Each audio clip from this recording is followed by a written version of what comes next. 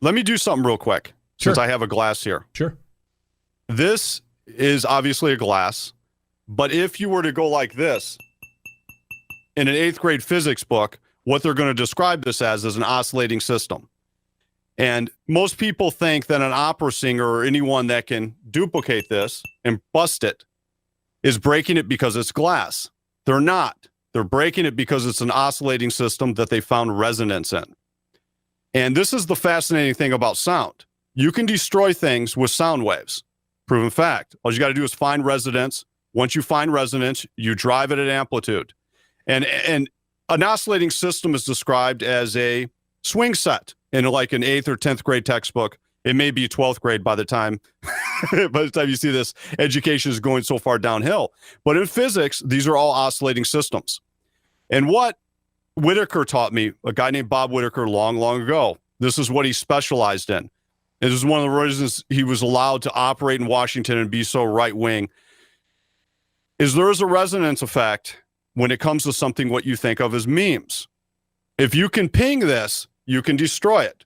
And he sat around for years developing what you think of as, most people think of as the white genocide mantra. But what they don't know is there's hundreds of other mantras. In their type of oscillating system that our enemies built, and this is the key point, they're closed systems. They're just like the Soviet Union. A closed system can oscillate, but it can only oscillate under certain laws of conservation. And the laws of conservation in this particular system are white people are not supposed to talk about certain things. And as long as white people don't talk about certain things, everything goes okay. It can go on forever. Well, what we want, and we want to take that swing set, we want to take this glass, if you will, we want to destroy it. We want to shatter it. And so we walked around pinging for years. He's pinging the glass, trying to find it. Words like replacement, displacement, the JQ, all the stuff that we weren't supposed to talk about, because all you have to do is find resonance. All you have to do is find the ping. And if you find it and you can build an audience, once that breaks, it's not, obviously we're not breaking a glass, but the political structure, the political dialogue is going to fracture across the board. And all the particular issues that are important come rushing in. Now, typically in that type of environment, you're terrified because you need people to talk about all these different issues. In the Soviet Union, the big problem they had when that came down is no one knew anything about any other type of economics. And that allowed the neocons to come in and take advantage of the situation. In our case, we didn't care. Bob was just trying to find resonance. Where is this thing going to ping? What meme is going to set it off, the conversations? What's going to get it going? Because once it breaks in America, when it comes to the JQ, crime stats, traditional or critique of feminism, you name it, we have all the heavy hitters. All of them. All of them. And so we were only worried about pinging it. And that's what I believe he found with the white genocide stuff. It started pinging. I was convinced of it. But when it comes to memes, the reason I went into that little demonstration, once you start pinging it, once you find resonance, once you start repeating it, once you start the repetitions, the cycles start. It's one person, it's two people, it's 100 people. There's a resonance effect in this type of closed system because it's closed. We're all in a glass bubble. And eventually, it just starts exploding across the board. And now you have the contextual pro-whites, the contextual anti-Semites. You have all this going on at once, and they're trying to control it. They can't. They can't. It doesn't matter. The whole thing's already shredded. It's like trying to drink out of a glass that someone's already blown up. They realize it, but they don't want to admit it, you know?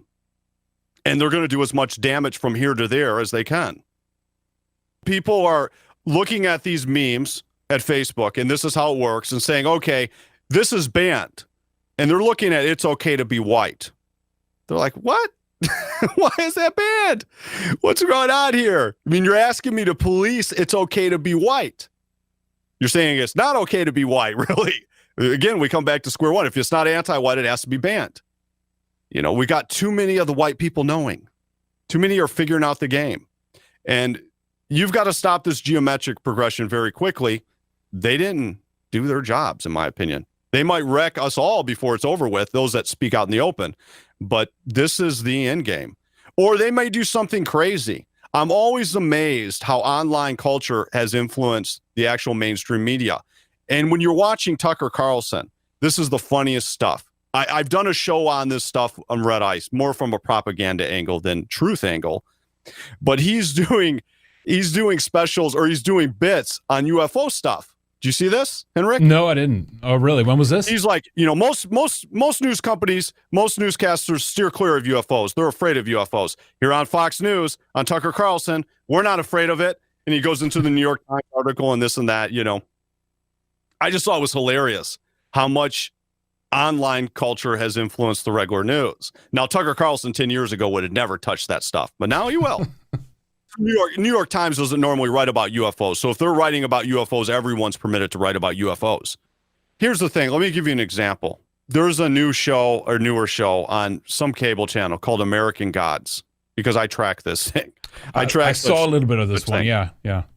Well, here's the thing. You have this piece of AI who looks human, but it's actually AI, talking about normies. Normies. Now, where does this language come from? The alt-right? 4chan? Yeah, exactly. This stuff has taken over. Our side used to say, the only thing that matters is the real world, IRL, and that's fine. But before you hear something like rap music bouncing up and down the street, you hear it on the TV or the YouTube or anything else. The tail wags the dog. Media is a very, very big deal. In the online culture, we own the internet. Everyone knows that. We've known it for a long time. The ideal that you can kick out a particular meme. We had on the fellow behind It's Okay to Be White, one of the original ones. I heard that one. It was a good show. Week. Yeah. I call him a meme star. This is a young guy who actually surprised me because he told me I've heard a couple shows and watched the animations. This kid's listened to everything I've ever said 5 times. He didn't tell me that. And he's like springing rabbit language on me. Wasn't ready for it at all. With that being said, these guys can kick out a meme, run it down 8chan, 4chan, and have it all over the planet within hours. It used to take us days and months of building. No sooner than a narrative comes out on something like Christchurch, some big tragedy. The counter narrative online within hours, multiple shooters. And this just astounds me how fast this is. It's not 72-hour counter narrative. It's not like the 72-hour media cycle. It's like 30 minutes, an hour. Yeah. And these are big channels pumping out this stuff that all go against the establishment narrative in every way, shape, manner, or form.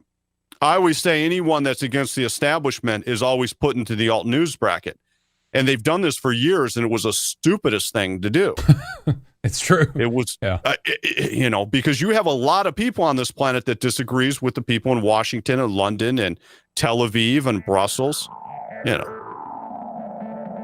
It's just really ridiculous. It's true.